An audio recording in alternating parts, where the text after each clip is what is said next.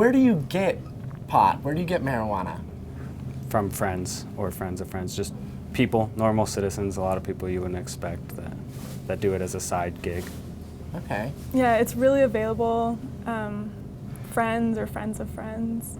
And Sam, you grew up in Utah, right? Yeah.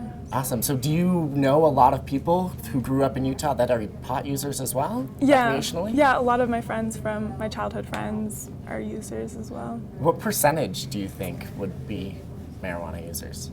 I would say of my friends, about 75%. What does using it look like? Does it alter your mind at all? Are you slower? I use it as a relaxation method, usually after a long day of school or work. It's more something that I do before bed or to relax at the end of a day, but people use it at all times for different reasons. Sam, what do you think some of the myths or stigmas are around recreational weed use, and how would you combat them? Sure. So Chris mentioned he was on the football team. I played volleyball all through high school and in college. There's a lot of ideas that it makes you lazy, it makes you dumb, it holds you back. But we're both excelling in school. We played sports. We have jobs. We're doing good things for the community. If you could tell the people of Utah right now one thing about recreational pot, what would you tell them? It doesn't say anything bad about you as a person. It's it's not as unhealthy as people think.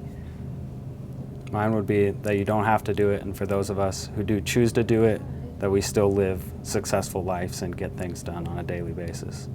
A lot of people in Utah and across the nation believe that marijuana is a gateway drug. Do you guys agree? What would you say to those people, Chris? I would say all drugs are somewhat a gateway drug. You're going to have to start somewhere. But with marijuana, for me personally and a lot of people I know, it starts there and it ends there. There's no other drugs because they know that marijuana has not been proven to be harmful, but other drugs have definitely been proven to be harmful, so they stay away from them. And I think it's really the addictive quality that says that about it, because it's, you would have to smoke a very large amount to even have sort of attachment to it. And so that's kind of, I think, a gateway drug has to be addictive. You have to want the next high, the greater feeling, and marijuana just doesn't have that.